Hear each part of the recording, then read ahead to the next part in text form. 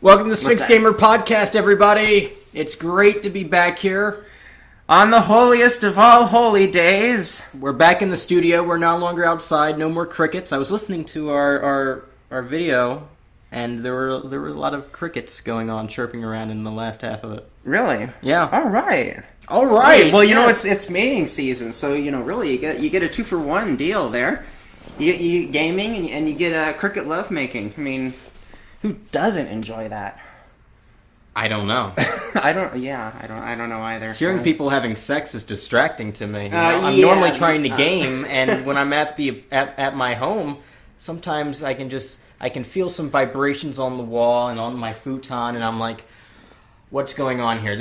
I don't have surround sound, not by any means, so this vibration isn't coming from my place. It's like, excuse me, I'm trying to game here. I'm trying to game here. Can you two stop trying to have a meaningful conversation while I introvert up here? Yes, exactly. I'm telling you.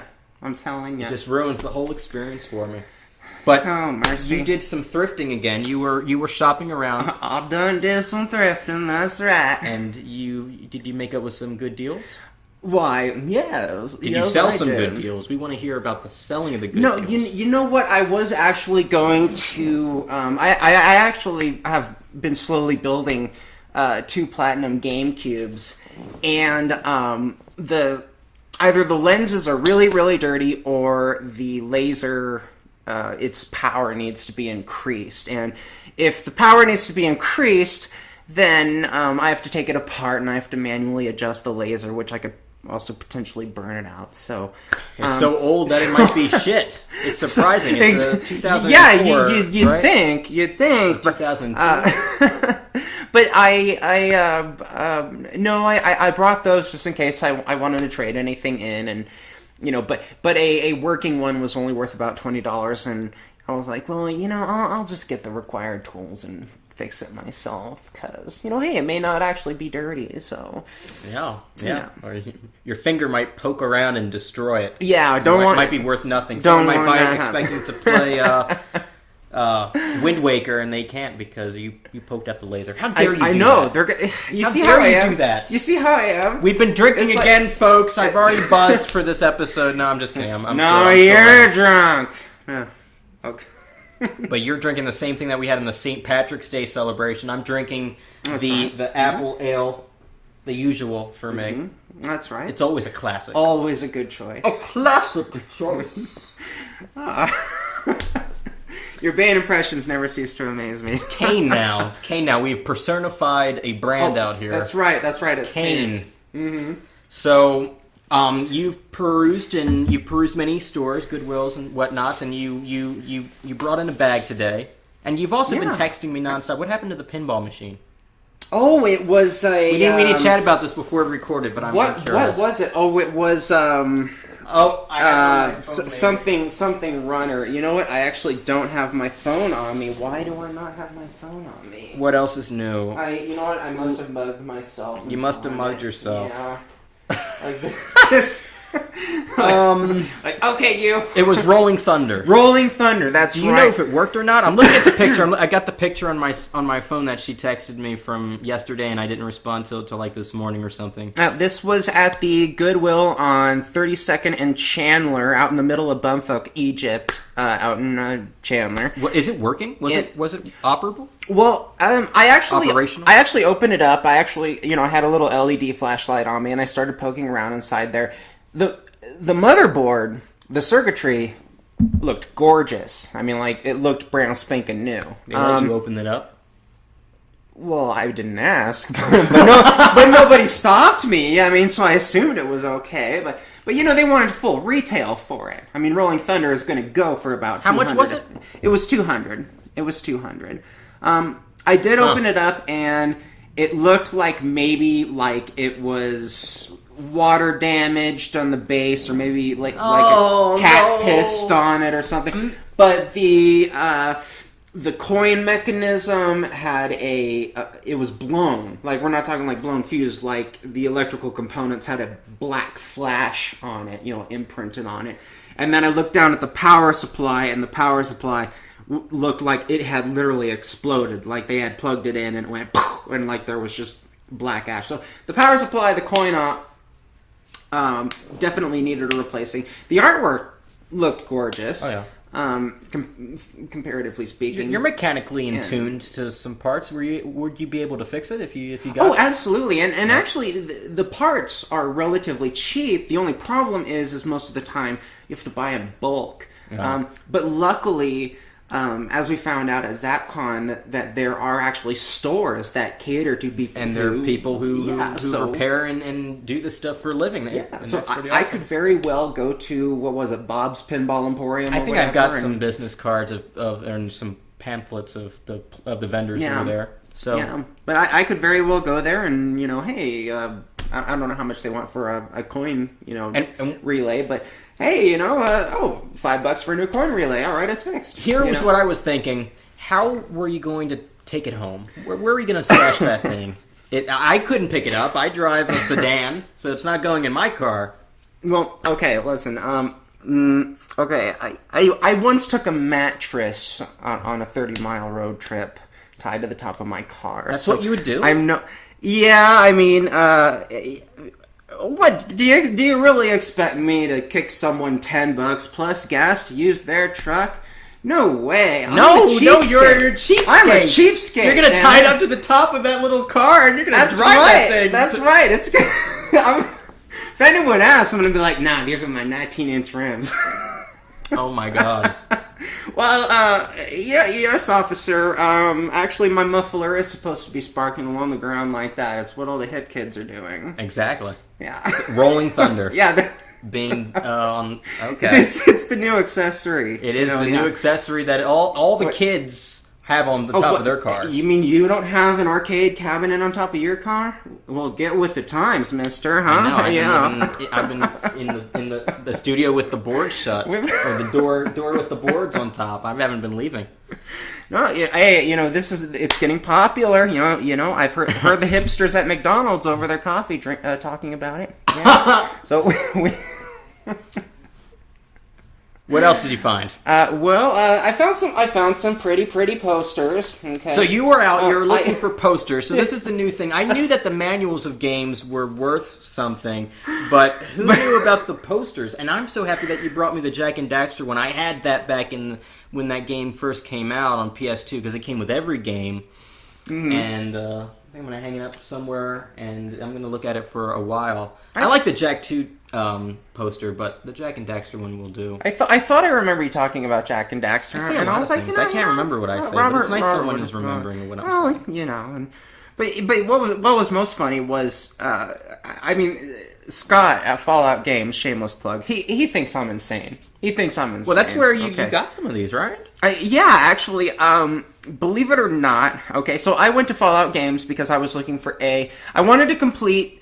I literally have 15 copies of Elysia Dragoon. Okay? Fallout Games is a great place that's trying to preserve the old retro games, and you go there quite frequently, buy and sell. Oh, yeah. They've got a huge collection. We were there a few weeks ago, or last month. I'm probably putting him through college for all I know. Putting his kids through college, or himself.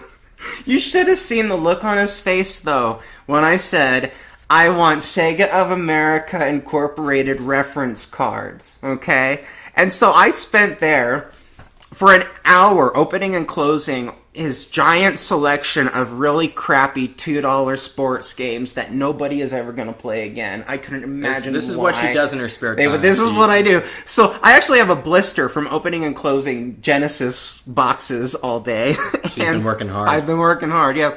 Also that I could find these 3 Sega of America Incorporated consumer reply cards.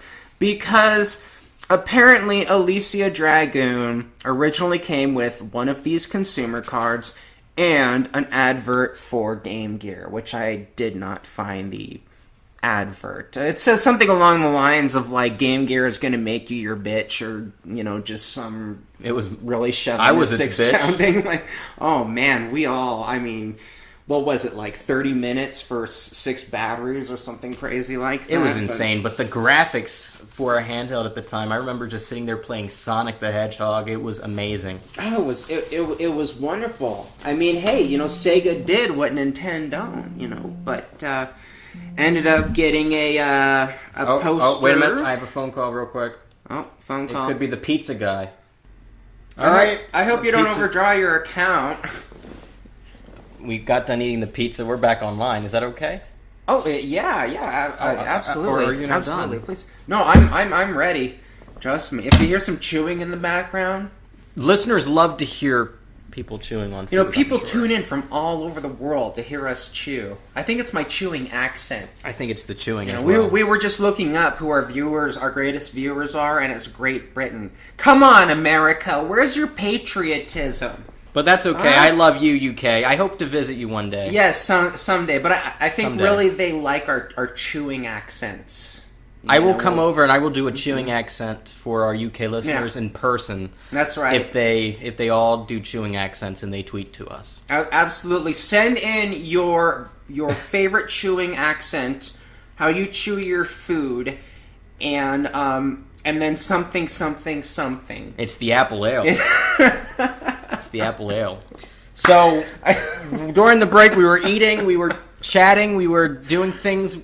Hopefully we'll get back and we will do some Twitch streams. I know I was doing some, but we haven't done anything together. We want to do speed runs. Yeah, we like really. It's interesting. I found a notepad. I did a literal notepad, not the PC notepad. The one that you showed me of. Not that one. Not that one. You know which one. No. Spot Goes to Hollywood for Sega Genesis. And at one point, I actually sat down and drew maps and plotted the fastest routes to completing each level on hard mode. You are so freaking dedicated. I know, right? Like, I couldn't believe it. I go, yeah, this is me as a child, right? Yes, and Alicia Dragoon, I mean, it keeps going up. I mean, a complete copy is $120. We're on pricecharting.com. And oh, no. We've got the computers in front of us. We were looking up, more and more I hear and I listen to you, the master collector, these high-priced old games where normal people like myself will probably never pay the amount of price to ever try and play these games. I've never even played the Misadventures of Tron Bonne. It's $199. I know what you're going to say, and it feels like I'm waiting for the Novocaine to kick in before my cavity drill. I don't know what I'm about to say either, but it's just like this market here. You're buying and selling between yourselves. Other collectors, not the core gamers such as myself, and other people out there who've never played these games before. It's like it's a little orgy between just 5 or 10 people on the internet. It really is. Or just collectors. It's like an afternoon delight of Misadventures of Tron Bonne trading orgy. And Disney a Disney Revolution. Dance Revolution. Yeah. Well, looking at price charting, okay, we a couple podcasts ago I discussed this little experiment on video game inflation. And we even went to a few Goodwills together. Yeah. We were searching racks of CDs, pulling them all off, hundreds, and just going through them. Oh my, yes. Those were fun. Well, it turns out, okay, so in March of 2015, a complete inbox Disney Dance Dance Revolution mix was $7.98. Today, its median is $15.98. So since our little talk, our little experiment, it's gone up $8. So maybe some people who listened in decided to say, you know what, I'm going to be one of these douchebags, rise up the price of this game so that normal people can't play them, and I'm going to hope to make some big cash off this in a year or two, or someday. That's right. Work hard and you can be as big a douchebag as Leah. That's right. I applaud you. Yes, thank you. Well, that's why they call me Great Matter Change. Crickets. Yeah, they don't really call me that. Great Matter Change? Great Matter, yeah. Great Matter Change. Well, Ultima Online. Okay.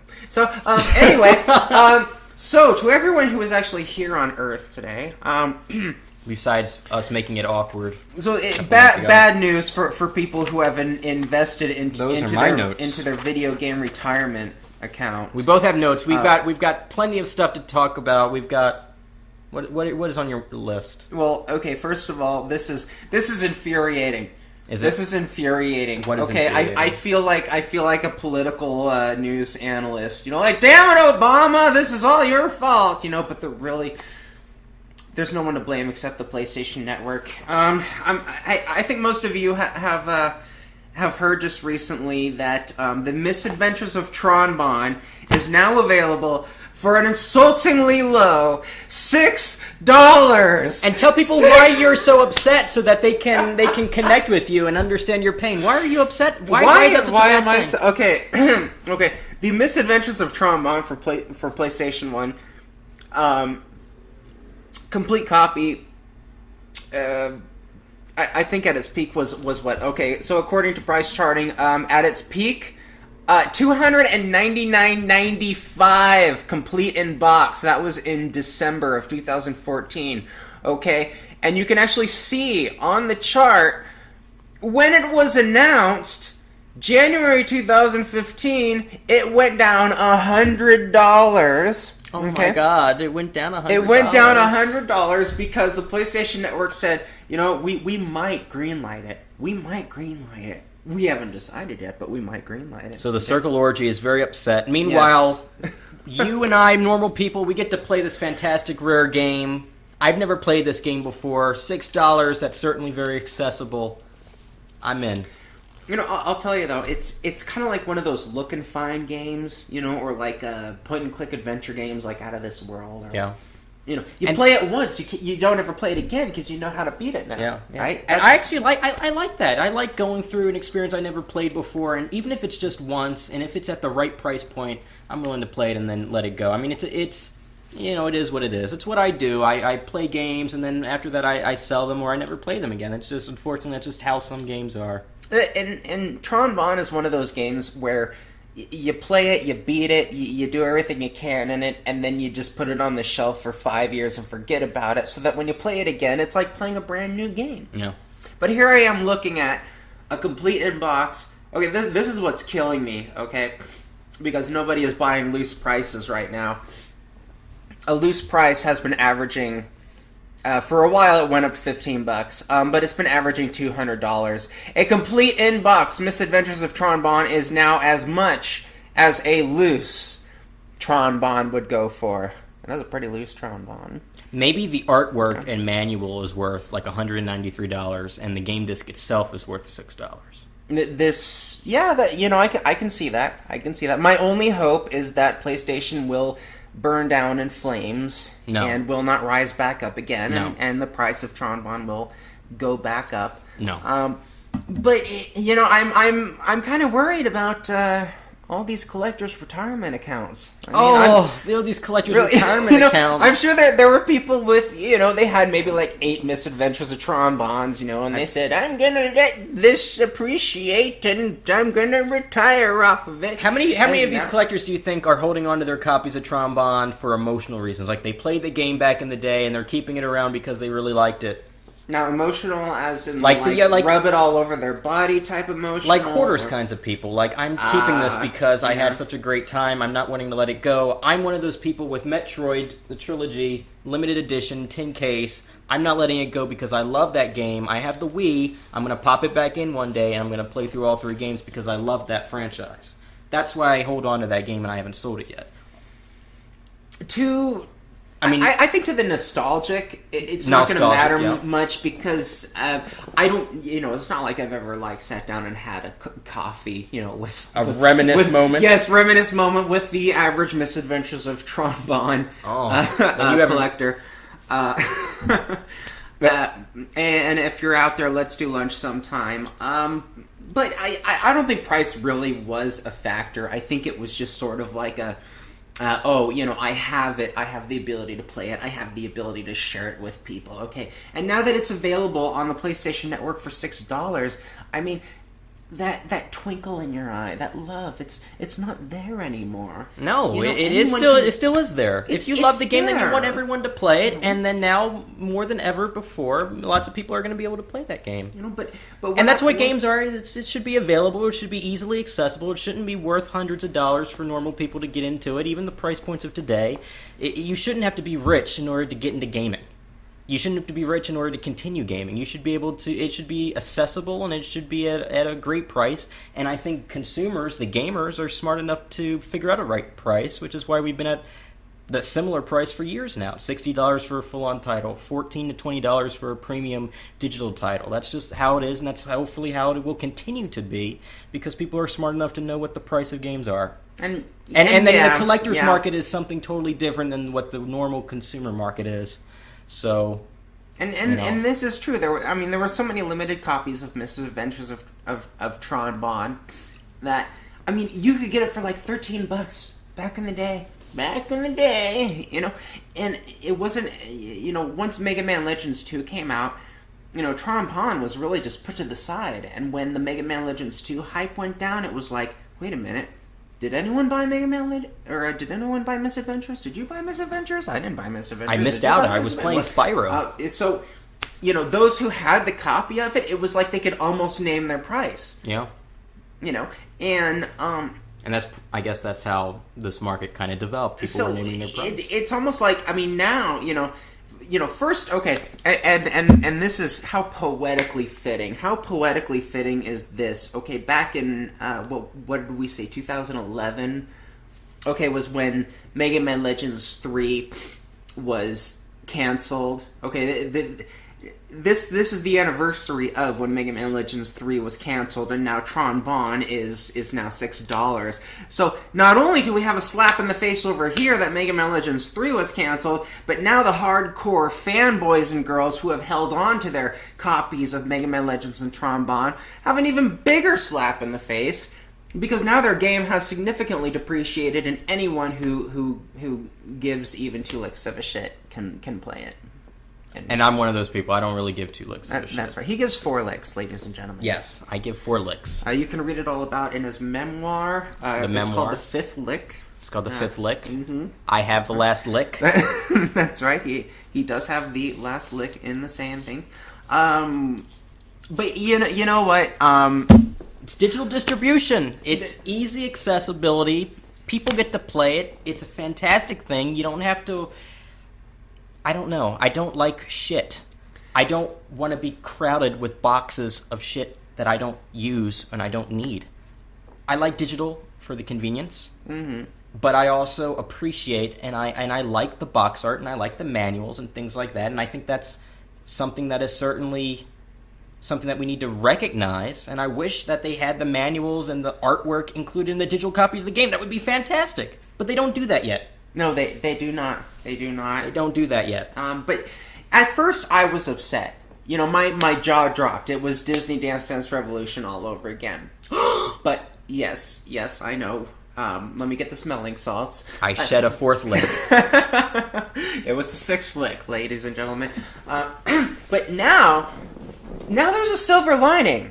Okay, so if we can really get people interested in Mega Man Legends again, by using the Misadventures of Tron Bonne as a catalyst, we may actually see Mega Man Legends 3. Now, I'm not holding my breath because Capcom fired the main developer of Mega Man Legends, the mastermind behind it. He was willing to do it for $3 million. That was it. How generous of him. Yeah, and Capcom said, well, there's not that much of an interest in Mega Man with fans. Now, let's release Mega Man Battle Network 8, come on, really, Capcom? But my hope is that this increases interest with the general populace, because Tron Bonne is a fun game. It is what I would consider to be a casual game. It's got the original minions, the serve bots, okay? And people are going to love it. People are going to love it, and they're going to want more. And hopefully this actually creates a huge fan base and pressures them into getting Mega Man off the moon. And this is why this is such a good thing. Yeah. It gives people a chance to play this game and recognize its greatness if it's good. I haven't played it yet, but I certainly at $6 digital, I don't see why not. I don't try it. And this is how things make a resurgence. It makes a comeback. Mm-hmm. And you will like it. You will like it. I guarantee. Don't make guarantees. No, this is a gem in the rough. This is a diamond in the rough. I mean, really, it's a lot of different mini games. It's got RPG. It's got brain games. It's got action. It has puzzle games. One of the puzzle games I think would do extremely well on the Nintendo DS. All right, just had an idea. How about when I get it, we do a Twitch run of it. Okay, yeah. We do a Twitch run. I like it. It'll be my first time. It'll be your 100th time probably playing the game. I don't know. Who knows? And we'll just play it and we'll see what happens. Wouldn't that be exciting? Tune in for that. I'm all for it. The usual 3 people will I'd tune in for it. Oh, thank you. I'd call Grandma and have her tune in for it. Have her tune into it, and people with smartphones with the Twitch app tune into it as well. That's right. It would be exciting. That'd be cool. I think so. Okay. Yeah. Well, let's move on because we don't have a lot of time. Oh, that's right. Okay. Those are my notes. Oh yes, those are your notes. You know what? Let's bounce back and forth. All right. Oh my God! I want to hear what's going on in Robert Land. Well, this past weekend at this recording, it was Avengers released. So I was at the theater on Saturday morning at 8:30 a.m. thinking, okay, the theater should be relatively empty, hopefully, or at least not packed, so that there are a limited number of assholes between me and the screen. I get to the theater. I got my ticket I got it ahead of time, and I show up there, and the theater's packed. Of course. No, not of course. It's not what I was thinking at all. I tell everyone this story, and they're like, are you serious? The theater was packed at 8:30 on a Saturday? Yes, it was. Here I was thinking everyone went out with their friends Friday night, or they were going to see it Saturday night, so the kids shouldn't be there, but apparently there were kids. There were family people there. What are you doing waking up at 8:30 in the morning to see Avengers? I'm there because my breakfast is going to consist of a bag of popcorn and a Coke. What are you doing there? I have to sit in the front row, okay? Like the third row and like the front section to see this movie. I had a great time, but I was shocked the theater was packed. The whiplash seats, huh? The whiplash Ew. seats. And I don't even care about IMAX. I don't care about 3D. All I care about is seeing this movie. I got in. It was matinee ticket prices. So it was like $7, and had a really great time. Lots of characters were in the movie that I didn't expect to see, like Falcon. Oh, spoiler alert! I'm sorry. The Vision is absolutely incredible. He's such a cool character. I don't know if you're a comic book movie person or you're interested in the Marvel shit or whatnot, but I'm a fan. Just this expansive movie universe, it's going to be amazing. I'm not sure what I think about Ant-Man. That comes out in a couple months. That's the continuation of the whole Marvel Cinematic Universe story. But Captain America 3 is going to pick up right where the Avengers 2 left off, and that's going to be amazing. But I had a great time with Age of Ultron. James Spader, he's got a voice. He's a great guy. He did a hell of a job with Ultron. But I think that you could miss. I think I missed Loki a little bit in the movie. He has such a presence. Mm-hmm. Tom Hiddleston plays a hell of a character playing Loki. But it's such a great thing because Joss Whedon, the director of the first Avengers and of this one, he's a mastermind. Like, he's able to just bring about these characters who we all know. They have fleshed out stories. We connect with them. And it's amazing, the cinematic sequences and the story and the characters, and it's beautiful. Chris Evans and Robert Downey Jr., like, these characters and everything is just so perfectly casted. I could not see things differently with the way the whole movie is. It's incredible. I had a great time.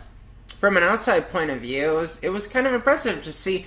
First you had all these multiple singular movies. You had Captain America, you had Hulk, you had Iron Man. You had now they're all together. It's like you took all the best of the best. The best fruits of the bunch to make the best fruit basket that you could. And I'm getting the feeling it's only going to get bigger. I mean, you've got the Netflix Marvel series, Daredevil, which I binge watched when it came out earlier in the month.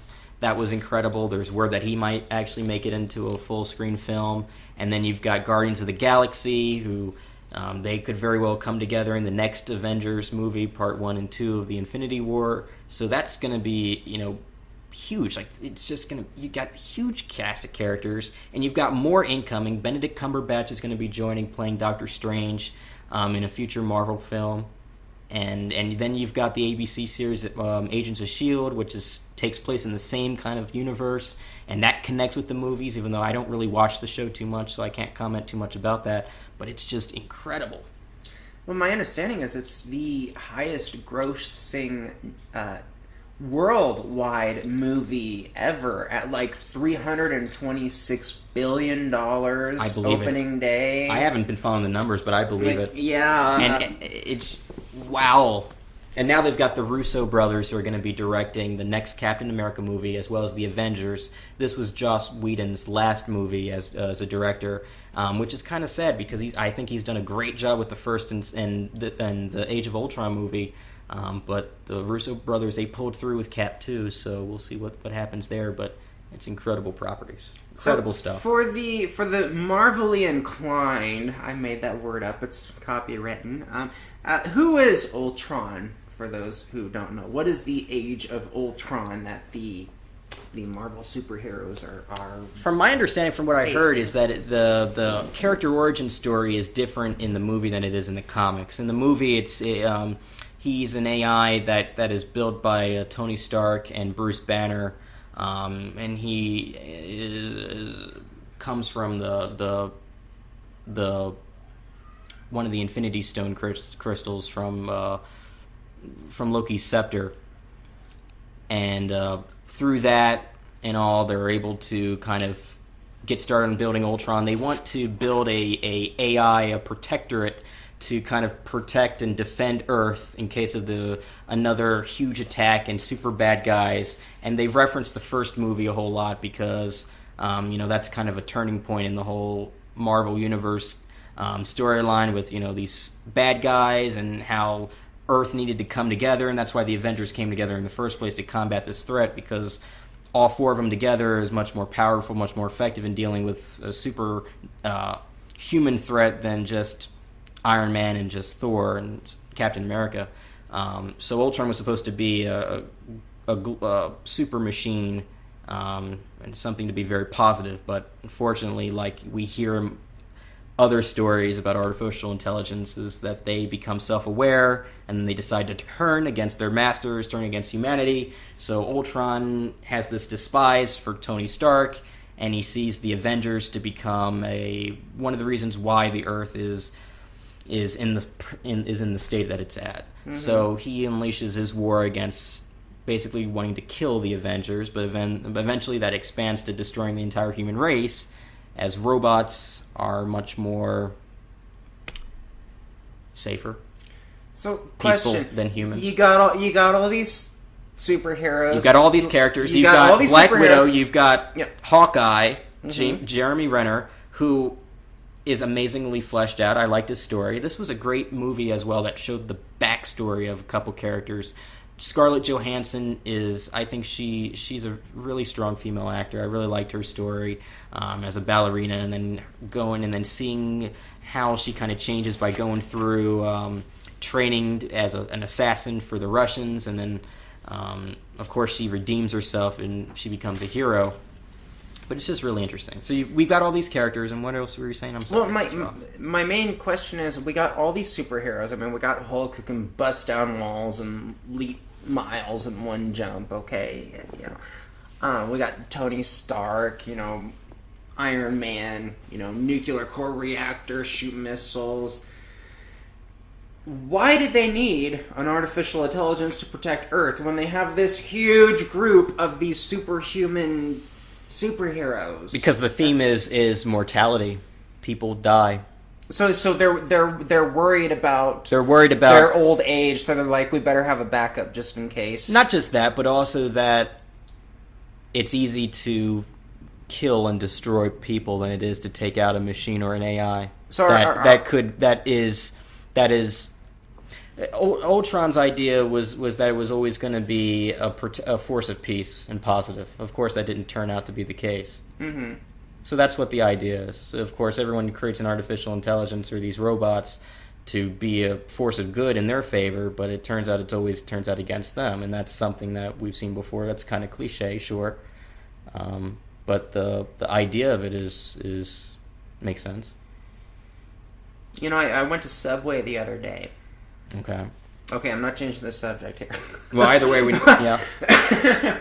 And I got a bag of Doritos, right? Mm-hmm. It had Thor on it. Yeah. Doritos, Frito-Lay. You missed a huge opportunity to call them Thoritos. I'm just throwing that out there. People are laughing, I'm sure. Well, I certainly hope so. I hope that Frito-Lay is looking at their bank account, laughing at those zeros. They're laughing at the zeros, and they're crying and thinking about how many more they could have had. They could have called them. They can always sponsor the show. Listen, we got to move on from Avengers 2. That was Avengers 2. That was great. Oh, mercy. You know, as long as we're on the subject of movies, there are just a shit ton of movies announced coming out. We had the Batman vs. Superman trailer come out. Yeah, we spoke a little bit about this before. Gave me chills. Ben Affleck does a whole lot of staring. He looks good. Oh, man. They say that he is reportedly on the set of the Suicide Squad, which is another movie that's taking place in the DC's universe there. You've got Jared Leto, who's going to be the new Joker. I don't know how I feel about that. But, there's on one side, it's like he can pull through as the Joker. Remember when Heath Ledger got it casted as the Joker? People were like, oh, he can never beat Jack Nicholson, and look what happened. He did an amazing job. Yeah. So, you never know. And you've got Will Smith, who's playing Deadshot, I think. Will Smith is going to play Deadshot? Yeah, so they already announced the cast for this, but I am okay with this. Yeah. I'm okay with this. So there's a lot, it's interesting. Everyone's trying to get their movie universes and mimic what Disney's doing with Marvel. So, well, more good news. Super Troopers 2. Okay, I believe this was. I think we talked about this before. A little bit, I guess. Yeah. They raised $3.3 million. Super Troopers 2 is going to be a thing. They were $700,000 away from getting the original Sergeant. I forget the guy's name, but the guy who played the Sergeant in Super Troopers. Yeah. I'm hoping that he said that he would do it if they raised $4 million. He would come back as a Sergeant. I'm hoping he's not being shallow and will actually come back and be the Sergeant. Just because they were short $700,000. I mean, come on, the fan base alone. Throwing all that money out there. Kickstarter. That's incredible. Yeah. I mean, the first thing to sell out was the $3,000 donations where you actually got to be an extra in the movie. First thing to sell out. Huh. Second thing to sell out, you got to keep one of the police cruisers, and that was like a $10,000 donation. So you actually got to keep a Super Troopers. Oh, is this the one where one of the prizes is that you get to go out to dinner with the whole cast? Yeah. You basically get to get shit-faced drunk and pull a Farva in Okay, I did take a look at their stuff. Yeah, that's awesome. So we got the Terminator movie. I saw the trailer of that when I was at Avengers. I'm looking forward to that one. Fuck There's all something. The haters, it's going to be good. Yeah, it's bringing me chills, especially in the last part where it's like, I've been expecting you, and then he's fighting his old. He's fighting his old. That self. Is just like I'm sold. I can't wait. I can't wait. And then the dude who plays Kyle Reese, spot on. Yeah. The girl who plays Sarah Connor, spot on. This is going to be incredible. It's going and it's isn't it directed by the guy who did Transformers? Is it Michael? No, Michael Bay. Michael Bay. I don't know. Michael Bay's doing something. He's directing one of those movies. Maybe it is Terminator. I don't know. And my understanding is they've greenlit the 5th Indiana Jones movie. Yeah. Really? Yeah. Is Chris Pratt playing it? Playing Indy? That's a good question. I think so. It's too bad the gentleman, the guy who did young Indiana Jones, it's too bad that he's not alive today, because he would actually make an excellent adult Indiana Jones. I hope you don't mean, what's his face, who was actually in Crystal Skull. No. Remember the Young Indiana Jones Chronicles? It was actually on television. It wasn't really a movie. I think it was actually the same guy who was in the beginning of the 3rd Indiana Jones on the train. When they give the backstory about how he got his hat and whip. Sure. I think it was that same guy who played the Young Indiana Jones. But if you're listen, all right, George Lucas, if you're listening, He's listening to our show. Who's not listening to the Sphinx Gamer podcast? Yeah, I'm pretty sure George Lucas turns into every podcast just in case someone is talking about him. Just in case. Just in case, yes. But you're missing a golden opportunity here. If it's not about Indiana Jones and the Fate of Atlantis, you can just go to hell. All right, that's going to grind my gears. Did you just tell George Lucas to go to hell on the show? I did. I did. Back in the days of Lucasfilm. Okay, if they could make a point-and-click adventure game about The Last Crusade, they can make a movie about a point-and-click adventure game about the Fate of Atlantis. Yeah. You heard her. I guess you have to follow George Lucas. You heard me, George Lucas. And I've seen you. You've been showing up in the background of other people's podcasts, so I'm on to you. She's on to you. Yeah. Are you in the background of our studio right now? If so, no, tweet to us. I'm not. Oh, no, he's not. He's not. Yeah. Other movies, there's James Bond. Is that one on your list? Or you omitted it? That's right. They're doing another GoldenEye, aren't they? Spectre with Daniel Craig. You mean another James Bond movie? Oh.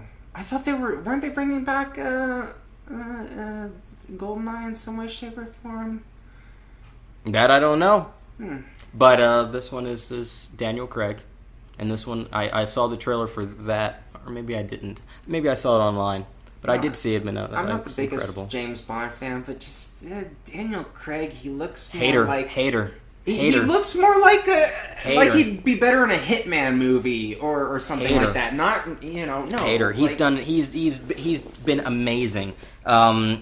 Casino Royale is one of the best Bond movies, and that was his first, and he did an amazing job, and maybe that's part on the writing and the directing, but that movie was incredible.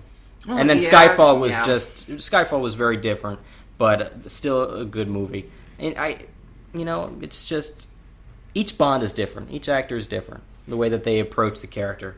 And I like Daniel Craig's, He just kind of reminds me of like I don't know, a Max Payne who's gone balding and escaped from the old. It's the face, isn't it? It's the face. It's the face. She's honest. It's the face. Okay, I'm not shallow. I'm pedantic, but I'm saying I'm shallow and pedantic. So he doesn't talk to plebs. So no, it doesn't talk to plebs. No, doesn't talk to people who don't get posters at game stores. That's right. What's very, very increased standards. And, okay, and this just in on the top of the hour, because I'm sure nobody has heard, there will be a Five Nights at Freddy's movie, okay? And, we already had that. We already knew that. Last month.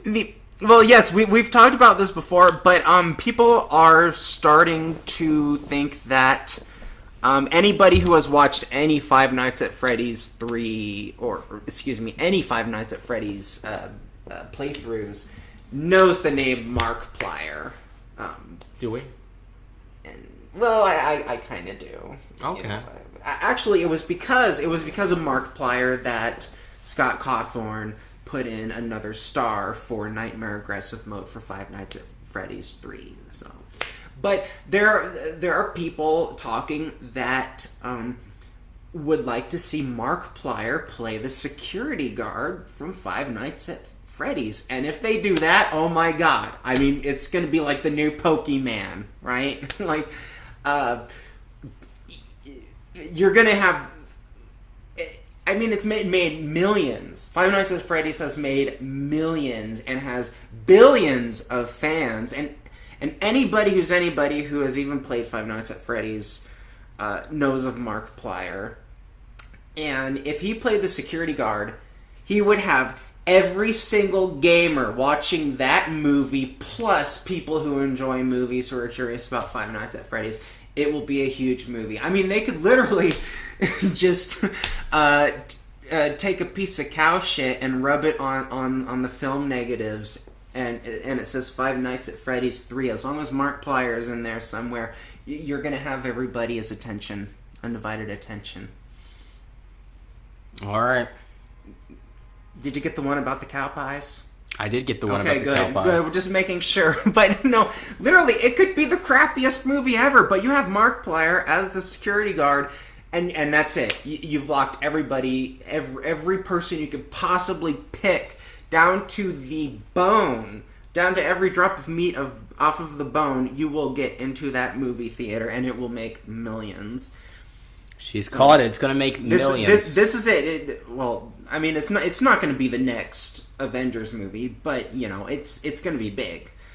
Whoever this Markplier guy is, excellent for him. You know what? I won't be seeing the movie because I think it sounds stupid, but that's okay. I'll watch it when it comes out later. Listen, okay, you're not wrong. It is stupid, okay? And I gotta say, okay, and a lot of people are going to hate me for this, okay, but I'm one of them. But the Five Nights at Freddy's community is insufferable. I mean, these are the type of people that you would rather get a death sentence than be locked in the room for an hour with.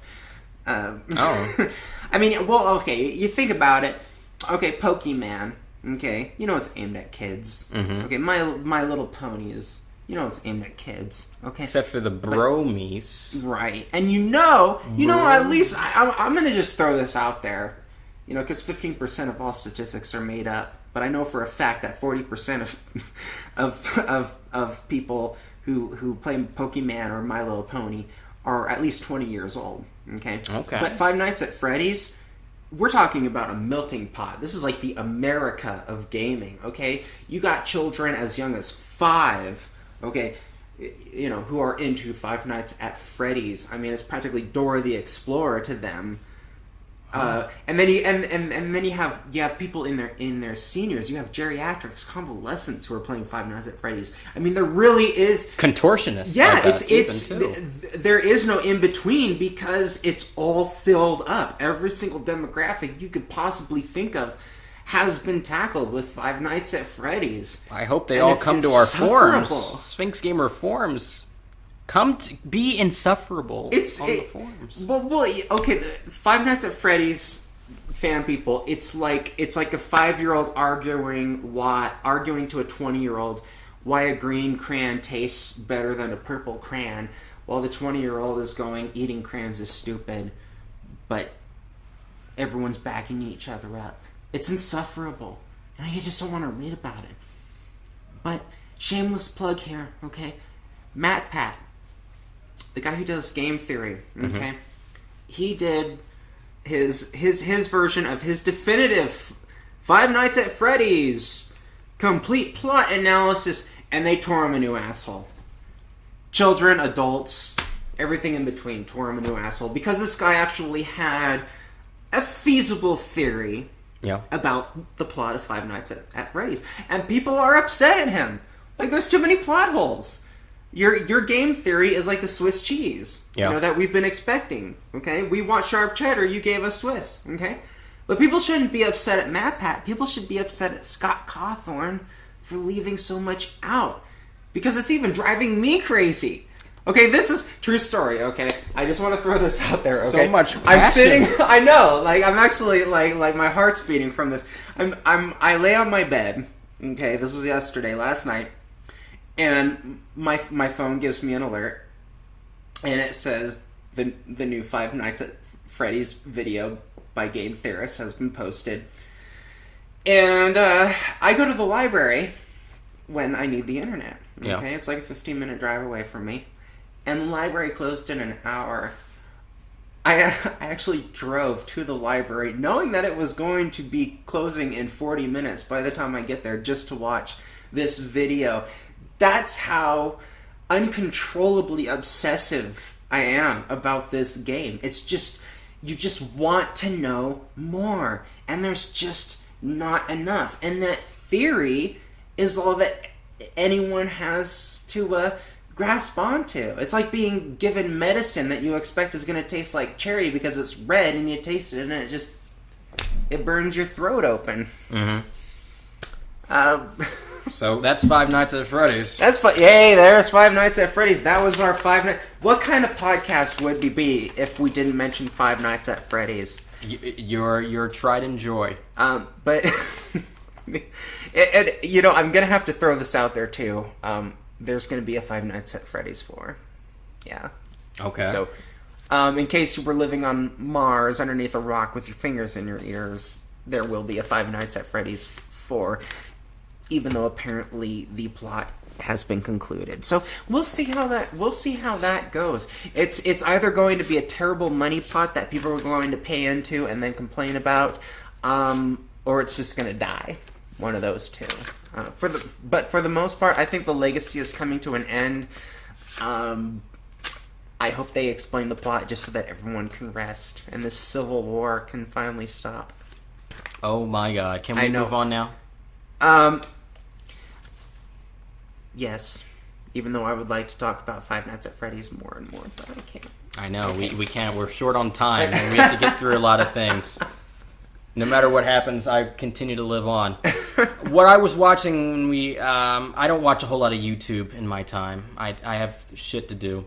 But I do from time to time watch CGR, Classic Gamer, and Mark Bustler's a man that I really do admire. He's turned his thing. It's pretty silly, but he's not like a lot of other people on there that are doing things out of his house or whatnot. He does a business. He runs a business. He has his own office, his own studio. He's got people working for him.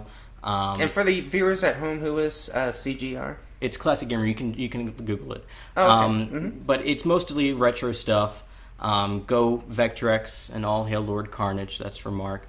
Mark, he did a question and answer video. I think it was last week or a couple weeks ago, and he said something that really connected with me that I wanted to bring up today. And he mentioned the fall of honest game journalism, and he wasn't mentioning the platform in person. But since this podcast isn't really on YouTube, I'll just say it's about YouTube, I guess you could say. And this has been something that a lot of people have been running into, not just him, but other producers who put content out there, either Let's Plays or whatnot. And it's not just confined to video games, it's across movies and music and everything. That YouTube's Content ID thing has kind of screwed people over a little bit. You can get a strike against your account, you can lose your channel, you can get videos taken away. In some cases, he's on mark in what he's saying, that the end of honest game journalism has come.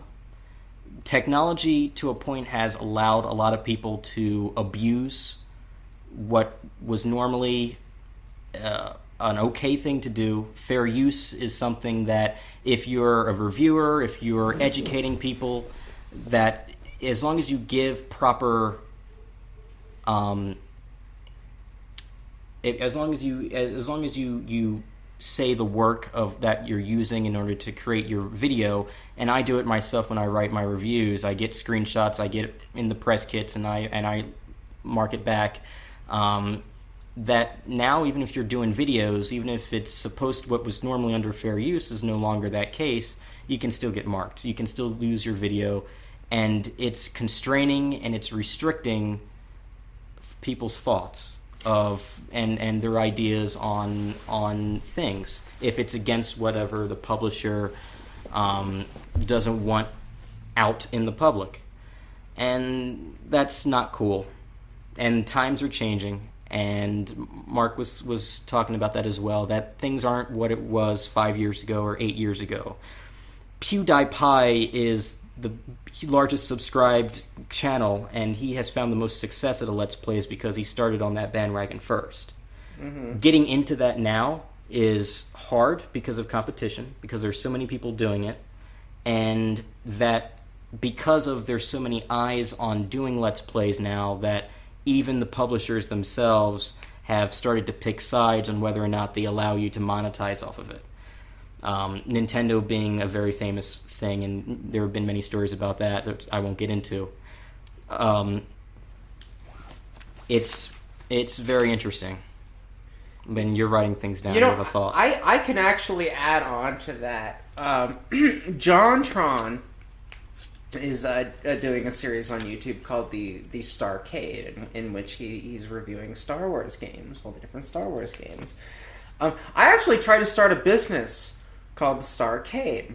Okay, mm-hmm. It was called Star Catering. Okay, but I couldn't because Starcade was already licensed to an old 80s show called Starcade, and JonTron is now about to profit using the term Starcade.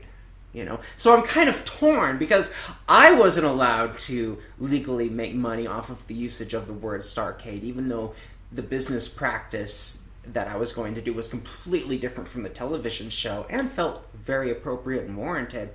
But on the other hand, he's going to get away with it and most likely make money off of it.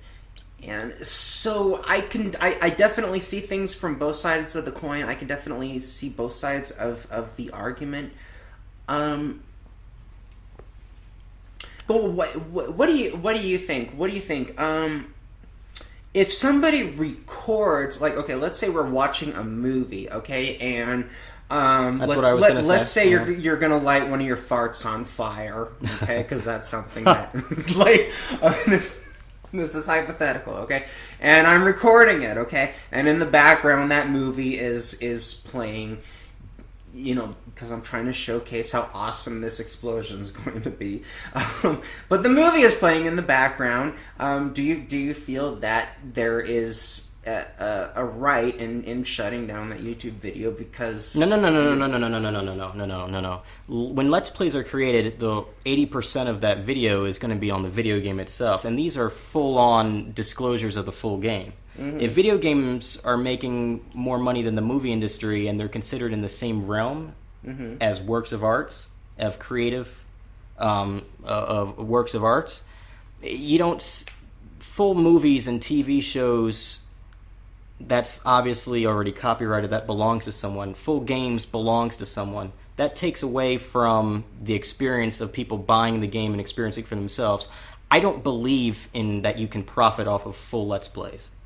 That's someone else's work, even if you do put your own commentary on that. If you're doing a gameplay video here and there of various games, and you're doing tips and tricks, or you're doing reviews, if you're doing things that take up a lot of time to create, that you put in a fair amount of your creativity, not just commentary, but you're producing it and you're cutting it and you're making it your own, and you profit off of that, very well, you can do that. Give proper reference, of course. I mean, of course, it's from Call of Duty. If you're doing Call of Duty tips and tricks, then it's going to be from Call of Duty, and, you know, that's it. The game is Activision, but the rest of the video is your own. That's fine. Okay, I understand. And I agree, too. It's just that, you know, if you want to make money off of just showing a video game and it's full, at one point it was fine because there weren't a whole lot of people that were doing it, and now that it's became an expansive thing, you've got Twitch and you've got so many other people on YouTube, and there's certainly a market that people are now sitting down to watch people play games. That it's not that easy anymore. So it's like, and that the whole industry is just trying to get to its point of how to move forward, and it's going through growing pains. You know, both from the producing the content and broadcasting it to even developers and publishers looking to find some way to make it bigger. Esports, with Activision and Call of Duty and whatnot. Okay, I can get behind that. Yeah. I mean, when somebody produces a video game, they want to tell the story the way that they want to tell it. And if somebody does a tips and tricks video, or a cheat codes video, or an exploits video, they're telling it their version, their way. It's like how people can interpret, for example, Five Nights at Freddy's. Many people have different ways of approaching the game. Many people have different ways of telling the story. And when people put out their games, I'm sure that they're expecting to make money because of a certain aspect of it. And if you're profiting off of a completely different aspect of it, for example, exploits, I see nothing wrong with that at all. Yeah. So it's like just something that I saw that I wanted to share, and that's all. End of honest journalism. Don't know if it's true or not. The blog hasn't been hit with anything, but whatever. Just go on and see. If you've got something to say, then say it. If it's something good, then people will find you, and if you do a good job, then you can sell it for whatever you want, and people will come to you. Well, now that the internet is considered mainly a information transfer device, so to speak, sort of like a digital book, I guess you could say. Yeah. I mean, really, they have no merit. I mean, if you were to write a book about a video game, what are they going to do? It's your words. It's what you've typed. It's what they have published. You had nothing to do with it, even though it's about your medium. Yeah, and it's also, people who create this stuff, it's also their way of how they appreciate that certain game or the movie or genre or whatnot and stuff like that. And, your thoughts are respected, and they should be. Mm-hmm. So, absolutely. That's just that. Looks like we're cutting that out. Yeah. I listened to the earnings call for Electronic Arts and Activision that they had earlier in the week, that they reported very high profits, that they beat Wall Street's expectations. And all I heard were the sound of cash registers all throughout that call. It's very interesting that and this goes back to what we were kind of talking about before with the digital games, is that is how the industry is shifting now. That core gamers, they don't want to go to retail, and they don't want to wait for pre-orders, especially when you can preload them onto your consoles, and the game can already be ready for you on launch day. And digital distribution and mobile are places that, and it's not just EA and Activision, but it's also everybody too, because that's where the access is. That's where people are spending the most of their time at. I don't play many games on my iPhone. I didn't on my Android. I didn't on my PlayStation Vita, which is why I got rid of it. But it's certainly it's accessible. The games are cheaper, are less priced, are cheaper. Not a lot of them I don't think I've played that are good, but that's okay. But EA reported that they had big things for Inquisition, Dragon Age, and for Battlefield Hardline, and those are games that they delayed, and that turned out to be very good for them because they came out and they were well polished and they were very high quality, as they should be, and they reaped their rewards, and I'm very happy for them. Yeah. They've been able to turn things around. I think Andrew Wilson, the CEO, he started making games in that company as a producer and as a developer on FIFA, and he worked his way up, and he knows how that business is, and he knows how long it takes to make a game and all the work it takes to make a game and the marketing and getting that out there, and I respect them, and I respect him for that. And in order to make money, in order for all these companies to make money, you got to make a good product, you got to make a good game, and you've got to be original, and you've got to bring something what people want. Mm-hmm. And Dragon Age and Battlefield are huge franchises that have huge followings, and if done right, you make the killing, and they did. There's additional DLC coming for Inquisition. Battlefield Hardline's got more DLC. They talk about their projections for the next fiscal year that they're going into, and there's Star Wars Battlefront on the horizon, which they know that they have to really hit the mark or else they mess up. This is a licensed property, so if they don't build up on the momentum of the movie, then they don't. And if the game is not finished in November, then it's going to be a huge disappointment. And their words from the call: loyalty-bearing title. They know that it's a lot for them, and I hope that they pull it through, because there's a lot of expectations for that. I'm interested in playing the game if it's going to be like Battlefront of old, and if it's going to be something brand new. The trailer was absolutely remarkable in what they released a few weeks ago at the Star Wars Celebration. That it's the idea and what they could go with it is going to be incredible. And I'm actually proud of Electronic Arts. Well, they really need to ease up on these sports games, but they're finally resurrecting old franchises that they had the option to let die out, and they're now kind of pulling the corpse right back out and putting the meat back on the bones. It's all about reiteration and bringing these things back fresh. Need for Speed is coming back this year, and then Mirror's Edge is coming out next spring. They've got chances to really turn how the public has perceived them over the past few years. They've been known to create buggy things, games that are not quite very original, and this is their time now to really come back and show the industry how to make games, and they need to lead because they're big. Okay, case in point, they brought back Dungeon Keeper. which is now for the mobile phone and tablet. Yeah. And kudos to that. And it's multiplayer. It's effing multiplayer. I mean, even Dungeon Keeper 1 and Dungeon Keeper 2, you try to find someone to play multiplayer with, you can't.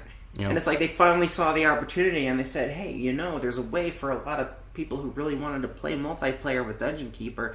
Now they have that opportunity, and all we got to do is just change the code a little bit, throw it up there for $1. Hey, and good for them. Yeah, good for them. And if it's good, you'll make money. Mm-hmm. So that was just that. I listen to the earning calls because I have nothing to do at the day job.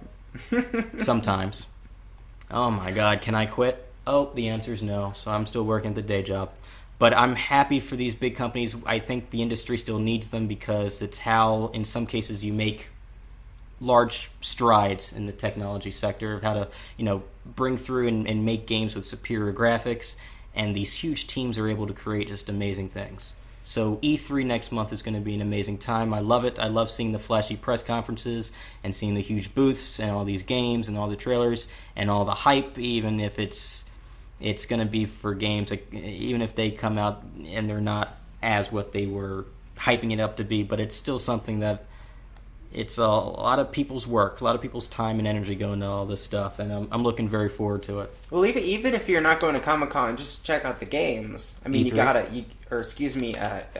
E3. Oh, no, excuse me. I meant to say something about Comic-Con. No. Yeah,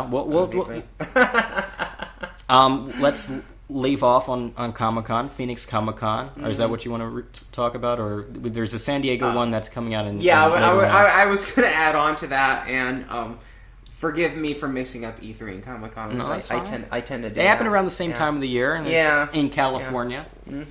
Mm-hmm. What is it about Comic-Con?